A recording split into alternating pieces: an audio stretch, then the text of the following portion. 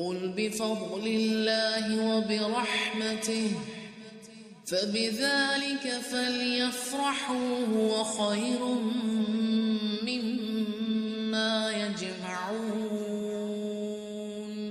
تو کیا دیکھا، اللہ تعالیٰ کی کسی ایک آیت کا انکار بھی حبط اعمال کی وجہ بن سکتا ہے۔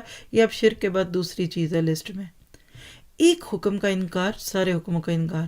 جیسے پیچھے ایک جملہ بولا تھا سورۃ شورى میں غالباً کہ ایک نبی کا انکار سارے انبیاء کرام کا انکار ہے، تو کسی ایک آیت یا کسی ایک حکم کا انکار کریں گے تو باقی اعمال ضائع ہوں گے۔